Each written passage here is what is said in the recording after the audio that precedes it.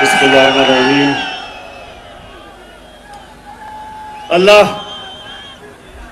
अल्लाह तेरी इबादत करते हैं और तेरे से ही कामयाबी और इज्जत मांगते हैं। मेरे मेलसी के बाशऊर शहरियों, मैं सबसे पहले तो औरंगजेब खान आपको और ताहिर इकबाल आप दोनों को इस शानदार जलसे में जो आपने लोगों को इकट्ठा किया, मैं आपको खिराज तहसीन पेश करता हूं।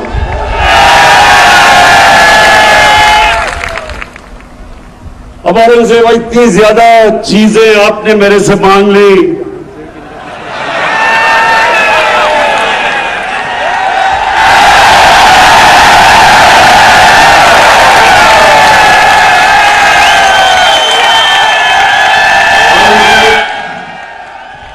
और जहां से लगता है कि जो 74 साल में काम नहीं हुए वो 1 साल में ही आप करवाना चाहते हैं।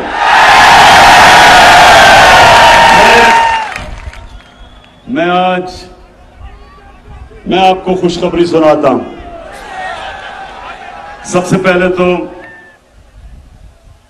मेलसी के लोगों, सबसे पहले खुशखबरी ये कि हमारी फेडरल गवर्नमेंट ने फैसला किया है कि हम जनूबी पंजाब के लिए 500 अरब रुपया मजीद खर्च करेंगे। और अभी आपको उस्मान बुज़दार ने, आप ही के जनूबी पंजाब के चीफ मिनिस्टर ने इतनी लंबी चीजें बताई हैं कि जो जो आपकी ख्वाहिशें थी तकरीबन सारी उन्होंने कहा या इस बारी पूरी होंगी और या अगले बजट में पूरी होगी। लेकिन मेलसी के लोगों, इससे भी ज्यादा खुशखबरी आपको सुनाने लगा हूं।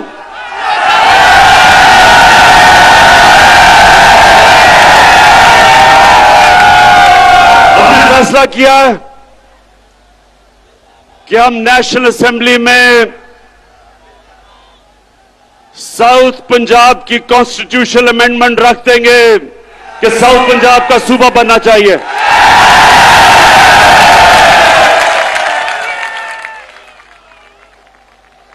अब हम देखेंगे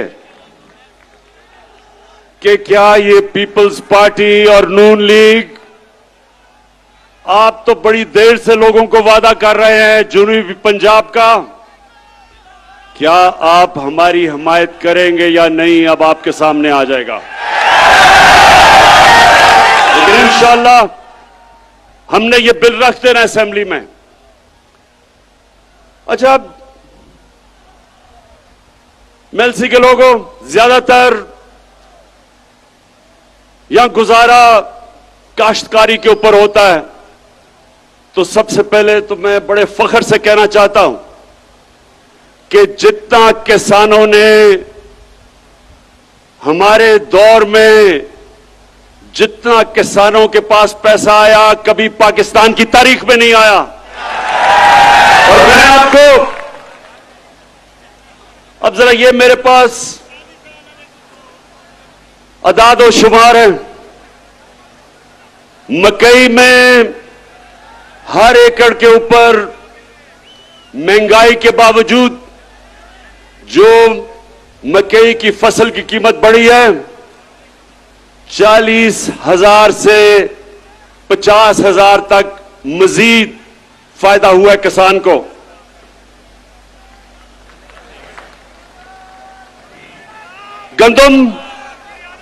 गंदम के अंदर जो हमने 50% हमारे दौर में गंदम की सपोर्ट प्राइस बढ़ाई, जो किसान की जेब में आया हर एकड़ में वो 25,000 से 30,000 रुपया। उसके बाद कपास की कीमत दुगनी हो गई है। कपास की कीमत अब दुगनी किसान को मिल रही है और उसकी वजह से 1 एकड़ के ऊपर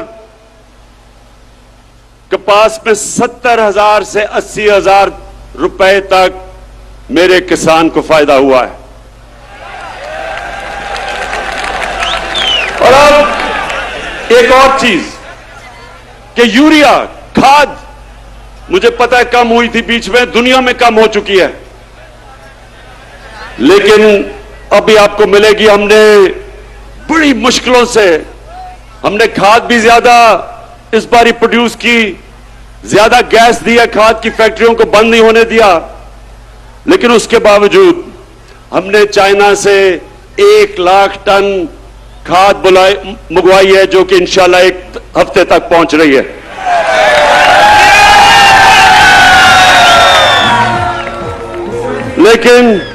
लेकिन अब किसानों, जितने भी किसान हो, एक चीज समझ जाओ कि आज बाहर की दुनिया में खाद जिस कीमत पे मिल रही है, उससे 5 गुना कम कीमत पे हम पाकिस्तान में खाद दे रहे हैं आपको। 132 अरब रुपए का हम सब्सिडी दे रहे हैं। तो मैं इसलिए आज आप किसानों के सामने पहले ये जरूर बात करना चाहता हूं, और भी अभी बड़ी बातें करनी है मैंने, लेकिन मैं पहले अपने, क्योंकि मेरा ये ईमान है, जब किसान खुशहाल होगा पाकिस्तान तरक्की करेगा। और ये बड़े मुश्किल वक्त में आपको पता नहीं कि अल्लाह ने हमारी हुकूमत को किन किन इम्तिहानों से गुजारा है। पहले एक मुल्क मिला जिसको रे चोरों का टोला दिवालिया निकाल चुका था, उसको संभाला, और फिर जब वो संभल रहा था तो 100 साल में एक दफा इस तरह का बुरान आता है, जो कोरोना वायरस पाकिस्तान और सारी दुनिया में आ गई। और मैं अल्लाह का शुक्र अदा करता हूं कि हमारा वो मुल्क है जो दुनिया मानती है कि 190 मुल्कों में से वो 3 वो मुल्कों में से है जिसने सबसे बेहतर तरीके से इस बड़े बुरान से अपने मुल्क को निकाला है, अपने लोगों को भी बचाया, अपनी मायशत को भी बचाया। और उसके बाद महंगाई का समुंदर आ गया सारी दुनिया में। मेलसी के नौजवानों, आपको पता होना चाहिए कि इस वक्त दुनिया की तारीख में, यानी, और मैं तारीख की बात कर रहा हूं कि अमेरिका में 40 साल के बाद सबसे ज्यादा महंगाई आई है, बर्तानिया में 30 साल के बाद, जर्मनी में 26 साल के बाद, तुर्की में 20 साल के बाद। इतनी महंगाई दुनिया में जो आई है, उसके मुकाबले में पीपल्स पार्टी का जो 2008 से 13 का दौर था, उस दौर में ज्यादा महंगाई थी आज से। लेकिन इस महंगाई के बावजूद इंशाअल्लाह हमने पूरी कोशिश की कि आपके ऊपर हम कम बोझ डालें, और अल्लाह का करम है कि हमारी पाकिस्तान की तारीख में सबसे ज्यादा टैक्स इकट्ठा किया गया, और उसकी वजह से मैंने 10 रुपए कम किया पेट्रोल और डीजल,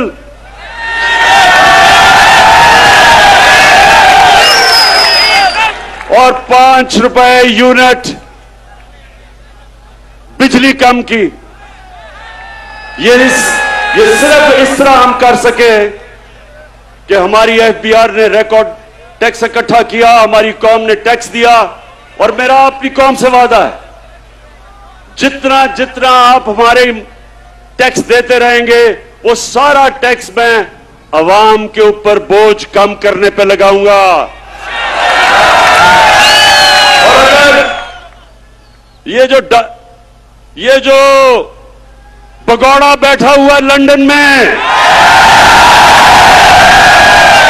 जिस दिन इसका मैंने पैसा वापस ले आया, तो मैं आपको वादा करता हूं कि पेट्रोल और डीजल की कीमत आधी कर दूंगा।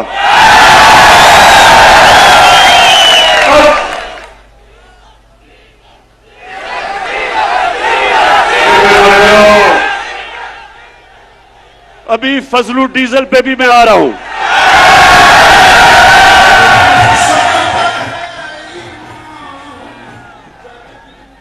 अच्छा मेलसी के लोगों, ये भगौड़े और डीजल के ऊपर आने से पहले मैं सिर्फ आपको, नौजवानों, आपके लिए एक बात करना चाहता हूं। मेरे मां बाप एक गुलाम हिंदुस्तान में पैदा हुए थे, मैं पहला था।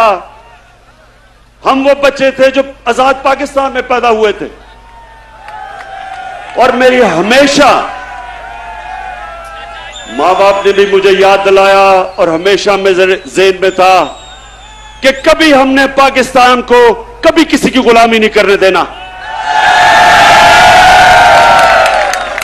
और मेरे मेलसी के लोगों और जो पाकिस्तान के लोग टीवी पे ये देख रहे हैं, ये सुन लो, ना आज तक इमरान खान किसी के सामने झुका है, और इंशाअल्लाह जब तक मेरे में खून है, मैं अपनी कौम को किसी के सामने झुकने नहीं दूंगा। अभी ये जरा सुने, यूरोपियन यूनियन के एम्बेसडर ने खत लिखा पाकिस्तान को कि आप रूस के खिलाफ उसके मुखालिफ स्टेटमेंट दें, उसके खिलाफ वोट दें। मैं ये यूरोपियन यूनियन के एम्बेसडर से पूछता हूं कि क्या आपने हिंदुस्तान को भी ये खत लिखा था? क्योंकि मैं अपनी कौम को याद करवाना चाहता हूं कि ये वो पाकिस्तान था जिसने ये नेटो की मदद की, जो वॉर ऑन टेरर थी, हमने उनका साथ दिया। मैं कभी ना साथ देता, मैं अपनी मुल्क को बाहर रखता उस जंग से, लेकिन उस वक्त का जो सरबराह था उन्होंने उनका साथ दिया। क्या मिला पाकिस्तान को? 80,000 पाकिस्तानियों की जानें गई, हमारा कबायली इलाका उजड़ गया, 35 लाख लोगों ने नकल मकानी की, हमारे मुल्क को 100 अरब डॉलर से ज्यादा नुकसान हुआ। तो क्या मैं अपने यूरोपियन यूनियन के एम्बेसडर से पूछता हूं कि आपने क्या हमारा शुक्रिया अदा किया? क्या आपने कहा कि हां आपने हमारी मदद की थी, हमारी जंग में आपने हमें अप्रिशिएट किया? सारे नेटो के मिला के 10% भी लोग नहीं थे जो इस जंग में मरे, हमारे मुकाबले में जो 80,000 पाकिस्तानियों की कुर्बानी दी गई। तो मैं उनसे आज ये पूछता हूं कि बजाय आपने, जब हमने आपके साथ खड़े हुए थे, बजाय आप हमारा कम से कम शुक्रिया अदा करते। ऐसे आप में से लोग थे जिन्होंने अफगानिस्तान में जो जंग हारी आपने, वो पाकिस्तान को जिम्मेदार ठहराया था। शुक्र करना तो दूर की बात है। और दूसरा, जब कश्मीर में हिंदुस्तान ने इंटरनेशनल कानून तोड़ा, यूनाइटेड नेशंस की सिक्योरिटी काउंसिल की रेजोल्यूशंस की खिलाफ वर्जी करते हुए जो कश्मीर का स्टेटस खत्म किया, क्या आप में से किसी ने हिंदुस्तान से कोई राब्ता तोड़ा, कोई उनकी तनकीद की, कोई तिजारत बंद की? तो हम आपके सामने क्या हैं? क्या हम कोई गुलाम हैं कि जो आप कहेंगे हम कर लें? और मैं मेलसी के लोगों, मैं आपको बताऊं कि इनको ये गलत आदतें पड़ी किधर से हैं। 2008 और 2018 के दरमियान में 400 ड्रोन अटैक हुए पाकिस्तान के ऊपर। जब जरदारी मुल्क की बड़ी बीमारी,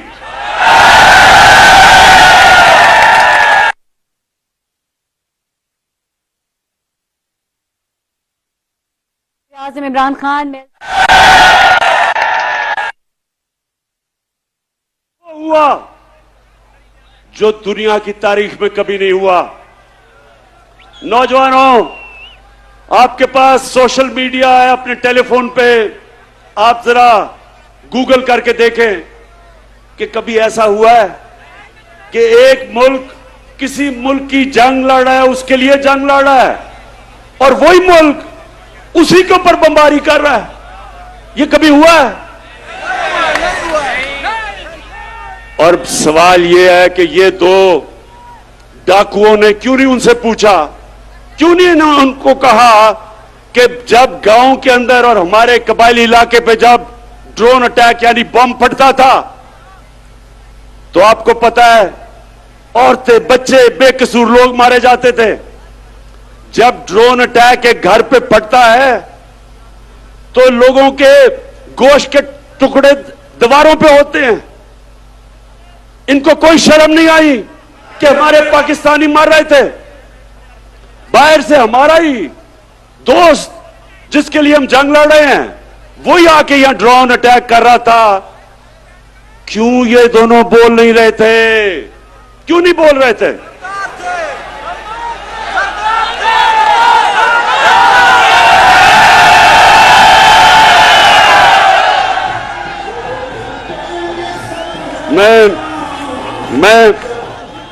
मैं आपको बताता हूं कि ये दो डाकू क्यों नहीं बोल रहे थे, क्योंकि इनके चोरी इस मुल्क से जो पैसा लूट के इन्होंने बाहर के मुल्कों में और बैंकों में और बड़े बड़े महल्लात लिए हुए थे, इनको डर था कि जिस दिन ये कहेंगे कि सर ये क्या कर रहे हैं आप, ये ना करें, वो इनकी प्रॉपर्टी जब्त कर लेंगे।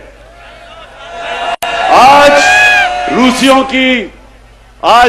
की जो उनकी मगरब में असासे हैं वो जब्त कर रहे हैं।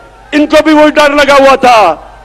तो ये पैसे के बुत की पूजा करने वाले चुप करके तमाशा देखते रहे और हमारे लोगों का खून होता रहा। बेकसूर लोग बेचारे कबायली इलाके में उनके बच्चे मरे, और वो जिसके खानदान में लोग मरते थे वो हमारे खिलाफ हमले करते थे, बदला हमारे पे लेते थे, क्योंकि उनको पता था कि हमारी इजाजत से ये ड्रोन अटैक्स अपने मुल्क पे हो रहे हैं। आप बताएं, जब से इमरान खान वजीर आजम बना कोई ड्रोन अटैक हुआ है? नहीं हुआ।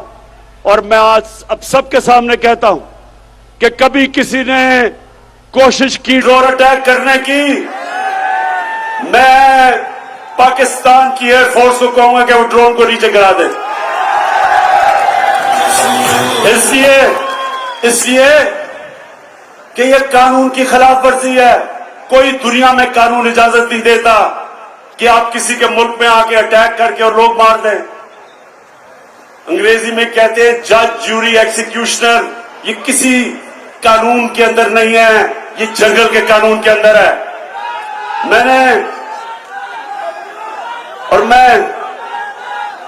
मेरे पाकिस्तान के नौजवानों, मैं ये चाहता हूं, ये गौर से एक बात समझ लें आप। कभी भी कोई कौम अजीम कौम नहीं बनी जो दूसरों के सामने झुकती है। सिर्फ खुददार कौमें अजीम कौम बनती है। जो किसी से भीख मांग के गुजारा करती है कौम, वो ऐसे ही है जैसे कि अगर मैं वसाखिया पकड़ लूं, अपनी टांगों पे जोर ना डालूं, मेरी टांगें कमजोर हो जाएंगी। इसी तरह मुल्क कमजोर हो जाते हैं जो अपने पैर पे नहीं खड़े होते। हम कोई किसी से दुश्मनी नहीं चाहते, हम सबसे दोस्ती चाहते हैं। हमारी रूस से भी दोस्ती है, हमारी अमेरिका से भी दोस्ती है, हमारी चाइना से भी दोस्ती है, यूरोप से भी है। हम किसी कैंप में नहीं हैं, लेकिन क्योंकि हम न्यूट्रल हैं। इंशाल्लाह हम उन मुल्कों के साथ मिलकर एक दिन कोशिश करेंगे कि जो यूक्रेन में जंग है ये बंद हो। इससे बहुत दुनिया को नुकसान हो रहा है। इससे तेल की कीमतें आसमानों पे चली गई, गंदम की कीमतें सब आसमानों में, गैस की कीमत उधर पहुंच गई है कि ये यूरोप जैसे मुल्क, बर्तानिया जैसे मुल्क में इस वक्त लोगों को मुश्किल पड़ी हुई है। तो इसलिए हम जंग में किसी का साथ नहीं देंगे, अमन में सबका साथ देंगे। अब मैं अपने पाकिस्तानियों, ये जो अदम एतमाद की तहरीक है इसके ऊपर जरा मैं बात थोड़ी सी करना चाहता हूं। पहले ये लोग कौन है जो अदम एतमाद की तहरीक चला रहे हैं?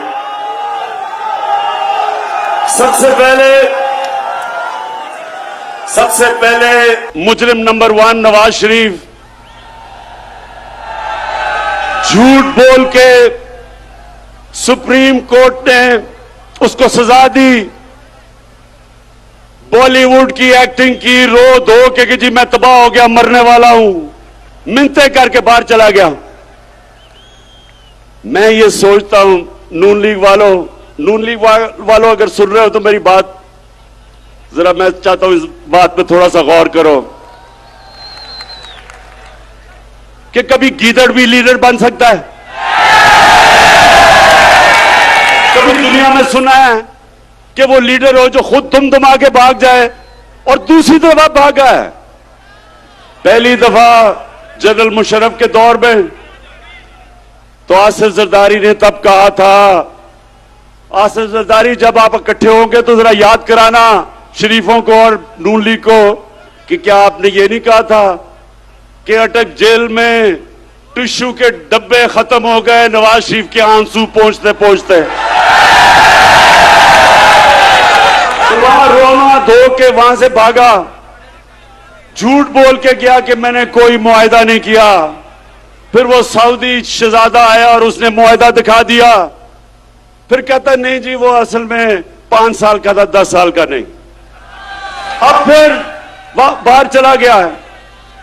अब नून लीग, मैं जरा अपनी, क्योंकि नून लीग में बड़े अच्छे अच्छे लोग भी हैं, तो मैं जरा नून लीग वालों से ये भी पूछना चाहता हूं, अपने जरा बच्चों को कहें जरा गूगल करें अपने मोबाइल पे, कोई इसकी दुनिया में मिसाल मिलती है कि एक मुल्क का 3 दफा वजीर आजम,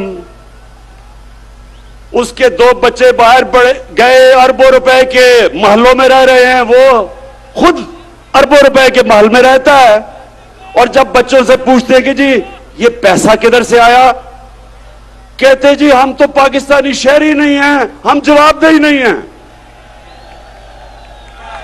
यानी 3 दफा मुल्क का सदर, प्राइम मिनिस्टर, इसका मतलब कि वो फिर ये सिर्फ पाकिस्तान को लूटने के लिए आते हैं, पैसा चोरी करके बाहर, छुट्टियां बाहर, ईद बाहर, घर बाहर, शॉपिंग बाहर, और पाकिस्तान सिर्फ लूटने के लिए रखा हुआ है। ये है नंबर 1 जो चाहता है अदम एतमाद की तहरीक हो, इसलिए कि वो चाहता है कि फिर से उसको याद आ रहा है कि कैसे उन्होंने मजे मजे से पाकिस्तान को पिछले 30 साल में लूटा है। दूसरा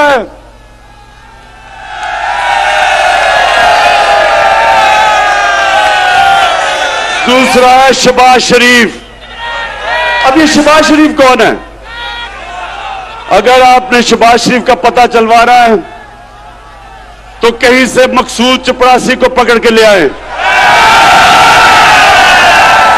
वो बेचारा मकसूद चपरासी, एक दिन उसे पता चला कि उसके बैंक के अंदर 375 करोड़ रुपया आ गया। ये इसी तरह ही था कि हुदैबा पेपर मिल में लंदन में काजी फैमिली बैठी थी आज से 20-25 साल पहले, क्योंकि इन्होंने तो पुरानी चोरी शुरू की हुई है ना, तो उनको पता चला कि उनके बैंकों में लाखों पाउंड आ गए। वो बेचारे हैरान किधर से आए हैं, पता चला यहां से चोरी का पैसा पहले उधर भेजा और उधर से रेमिटेंस दिखा के पैसा पाकिस्तान ले आए। तो शहबाज शरीफ, अच्छा अब इसका मैं आपको एक बताऊं, इन दोनों ने एक बड़ा ये हर कोई मैच खेलता है ना, तो इन्होंने एक मैच की एक टेक्निक निकाली हुई है। वो भगौड़ा जो उधर बैठा है, वो और उसकी बेटी, वो फौज को बुरा भला कहते हैं, और शहबाज शरीफ जो भी उसको बूट नजर आता है पॉलिश करना शुरू कर देता है। लेकिन शहबाज शरीफ, ये वो जमाना बदल गया है। ये वो जनरल जिलानी का जमाना नहीं, जब उसके घर पे सरिया लगाते लगाते अब वजीर आला बना और फिर अरबोपति बन गए। जमाना बदल चुका है। आपको शहबाज शरीफ जो मर्जी आप कर लें, आपको जवाब देना पड़ेगा कि 16 अरब 1600 करोड़ रुपया आपके नौकरों के अकाउंट में कैसे आया। मैं फिर से नून लिख के पूछता हूं कि आप भी ये पूछे तो सही इससे कि 1600 करोड़ रुपया नौकरों के अकाउंट में किधर से आ गया। अगर हलाल का पैसा था तो अपने अकाउंट में लेते, क्योंकि आपने चोरी का पैसा था तो नौकरों के अकाउंट में। बेटे को भी इसने बाहर भिजवा दिया है, मकसूद चपरासी को भी बाहर भिजवा दिया है, अपने दामाद को भी बाहर भिजवा दिया है। भाई यहां तो अदालतें आजाद हैं, क्यों बाहर भिजवाया हुआ इनको। तो ये है दूसरा जो डरा हुआ है कि इसका केस आने लगा है, और अगर केस आ गया तो इसने जेल में होना है, इसलिए ये भी जल्दी जल्दी अदम एतमाद की तहरीक में। और तीसरा है नहीं बीमारी, जरदारी। जरदारी का कमाल यह है कि जब बेनजीर इक्तदार में आई तो आते साथ ही एक साल ही नहीं लगा, सारी दुनिया में धूम मच गई मिस्टर 10% कि हर चीज के ऊपर 10% पैसे खींच लेता था। ये वो आदमी था जो बेम्बिना सिनेमा के टिकट ब्लैक करता था। उसके बाद जो इसने पैसा बनाना शुरू किया, इसके और नवाज शरीफ के ऊपर बाहर के अखबारों के अंदर मजमून आए, किताबों के अंदर इनका जिक्र आया, इनकी चोरी का। बीबीसी के ऊपर फिल्में बनी इनकी चोरी पे। इसी जरदारी को 2 दफा नवाज शरीफ ने जेल में डाला करप्शन पे, और हुदैबा पेपर मिल का जो करप्शन का केस था वो जरदारी ने उसके ऊपर बनाया नवाज शरीफ पे। 96 की असेंबली में आसिफ जरदारी से पूछा गया कि सारे महल आपका है या नहीं है। एक बड़ा महंगा इसने महल खरीदा बर्तानिया में। इसने असेंबली में कहा यह मेरा नहीं है। वो केस हुआ, केस पाकिस्तान जीत गया, सारे माल को बेचा, पैसा पाकिस्तान आना था। इतने में मुशर्रफ ने इसको एनआरओ दे दिया, पैसा भी हजम कर गया वो। ये फिर $60 मिलियन यानी $6 करोड़ पड़ा था स्विट्जरलैंड में। पाकिस्तान ने केस किया, पाकिस्तान केस जीतने लगा था, मुशर्रफ ने एनआरओ दिया, वो भी हजम कर गया। ये हैं वो लोग जो सारे मिलके कि जी वो बहुत बुरे हालात है पाकिस्तान के, अदम एतमाद हम लेके आएंगे। और चौथे नंबर पे फजलू।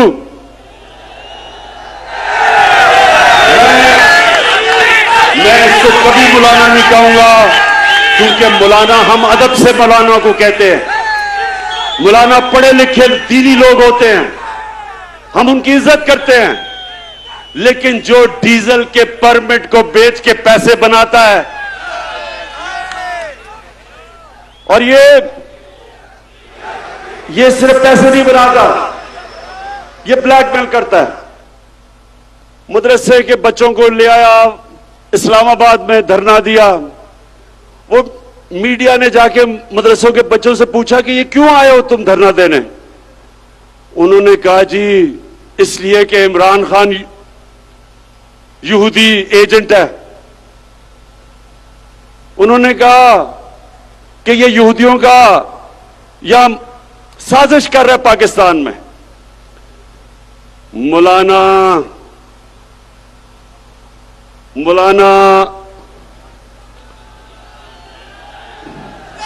नहीं, डीजल नहीं मैं कह सकता इसको। फजलू, मुझे ये बताओ कि तुम्हारे और ये जो तुम्हारा डाकुओं का टोला है, इसके होते हुए यहूदियों को साजिश करने की जरूरत क्यों है पाकिस्तान में?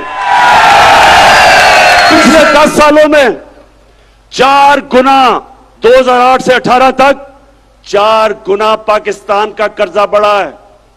4 गुना, 6,000 अरब रुपए से 2008 में, 60 साल में पाकिस्तान का कर्जा 6,000 अरब था, इन्होंने 10 सालों में पहुंचा दिया 30,000 अरब। तो मैं इनसे पूछता हूं कि जब आपने मुल्क को मकरूज कर दिया, जो भी हम टैक्स में इकट्ठा करते हैं आधा चला जाता है आपके लिए हुए कर्जों की किस्तों पे, तो जब आपने मुल्क को मकरूज कर दिया तो यहूदियों को साजिश करने की जरूरत क्या है? आप ही काफी हैं। फजलू, मैं आपसे, आपकी और मेरी उम्र एक ही है। हमारी उम्र में हमें सोचना चाहिए कि ऊपर वाला कभी भी बुलावा दे दे। हमें अपनी आखिरत की फिक्र करनी चाहिए। और आपका तो थोड़ा वजन भी ज्यादा है, इसलिए आपको अब सोचना चाहिए अपनी आखिरत का। यानी आप एक दीन के नाम पे पैसे बनाते हुए आपको कोई खौफ खुदा नहीं है। कुछ तो सोचें कि आप जो मदरसे के बच्चे, और मैं ये समझता हूं कि ये हमारा बहुत बड़ा एहसास है, हमारे मदरसे के बच्चे, लेकिन इनको आप इस्तेमाल करें अपनी सियासत चमकाने के लिए और ब्लैकमेल करने के लिए। जो मैंने कुरान पढ़ी है और जो मेरा दीन का जितना भी इल्म है, अल्लाह ने आपको माफ नहीं करना। ये 4 लोग मिलके अदम एतमाद कर रहे हैं। और आज मैं अब अपनी आखिर में सारी कौम से पूछना चाहता हूं कि देखें, एक कुरान की आयत है, अमर बिल मारूफ व नही अनिल मुनकर। इसका मतलब है, नौजवानों ये सुन लो, कोई भी दुनिया में मुहज्जब माशरा नहीं बन सकता जब तक इस कुरान की आयत पे नहीं चलता। अल्लाह कहता है कि तुम अच्छाई के साथ खड़े हो, अच्छाई के लिए जिहाद करो और बुराई के खिलाफ जिहाद करो। इसके ऊपर अच्छे और बुरे की तमीज जब एक माशरा रखता है, उसकी अखलाकियात ऊपर चली जाती है, वो माशरे ऊपर जाते हैं। और जिन माशरों के अंदर कानून की बालादस्ती होती है, कानून की बालादस्ती और हुक्मरानी का मतलब कि कमजोर और ताकतवर का एक ही कानून, जिसके लिए हमारे नबी सल्लल्लाहु अलैहि वसल्लम ने कहा था कि तुम्हारे से पहले बड़ी कौमें तबाह हुई जो ताकतवर चोर को सजा नहीं देते थे और बेचारे कमजोर चोर को जेल में डालते थे। कौम तबाह हो गई है तुम्हारे से पहले कई। अब ये जो चोरों का टोला है, ये सारे जो आपकी कौम को नुकसान पहुंचा रहे हैं, 35 साल से ये नुकसान पहुंचा रहे हैं। मैं 1990 की बात करता हूं। मैं जब क्रिकेट खेलता था, हिंदुस्तान से जब मैं पाकिस्तान आता था, तो लगता था एक गरीब तरीन मुल्क से एक अमीर तरीन मुल्क में पहुंच गया हूं। हम उनसे आगे थे, हम सारे बर्रे सगीर में सबसे आगे थे। जब ये चोरों का टोला इस मुल्क के ऊपर मसल्लत हुआ, हम सबसे पीछे रह गए। ये अमीर तरीन हो गए हैं, कौम मकरूज और गरीब हो गई है। ये समझ जाए मेरे मेलसी के नौजवानों, ये आप समझ जाए, जब तक एक कौम अच्छे बुरे की तमीज नहीं करती, कौम ऊपर नहीं जा सकती। मदीना की रियासत में हमारे नबी सल्लल्लाहु अलैहि वसल्लम ने इखलाकियात के ऊपर अपनी रियासत की बुनियाद रखी थी और इंसाफ पे, उस पे वो दुनिया की अजीम कौम बने थे। जब इस तरह के चोर मिलके सिर्फ एक ही काम है कि बारियां लेते रहें, खाते रहें, जो इनको इत्तेसाब इनका करने लगे तो उसके साथ सब मिलके उसको गिराने की कोशिश करें, तो ये लोग, मैं अपने मीडिया से कहता हूं कि आप, मीडिया एक वॉचडॉग होता है, मीडिया का काम होता है लोगों को अच्छे बुरे की तमीज दें। आज मगरबी मीडिया कभी भी किसी के ऊपर चोरी का इल्जाम हो वो तकरीर नहीं कर सकता, वो मीडिया के सामने नहीं जाता। अगर कोई पकड़ा जाए करप्शन में, माशरे में उसकी सोशल बॉयकॉट हो जाती है, कोई उसके करीब नहीं जाता। तो मीडिया आपकी भी जिम्मेदारी है, आपके बच्चे हैं। मैं, जो लोग आज मीडिया में इनकी हिमायत कर रहे हैं इन डाकुओं की, मैं आपसे यह सवाल पूछता हूं कि क्या आप चाहेंगे कि आपके बच्चे फजलुर रहमान फजलू डीजल हो जाएं, या आप चाहेंगे कि मकसूद चपरासी वाला शोभा शरीफ आपका बेटा बन जाए, या आप चाहेंगे कि भगौड़ा नवाज शरीफ बन जाए, और या आप चाहेंगे कि आपका बेटा जरदारी की तरह बन जाए? कोई नहीं चाहेगा। तो फिर आप क्यों इस मुल्क में अच्छाई के साथ नहीं खड़े होते? 30 साल से आप देख रहे हैं कि मुल्क से क्या कर रहे हैं। मैं आज आखिर में एक बात कह के अपना बात खत्म करता हूं कि मैं 25 साल पहले मैं सियासत में आया ही था इनका मुकाबला करने के लिए। जब तक मेरे में खून है मैं इनका मुकाबला करूंगा।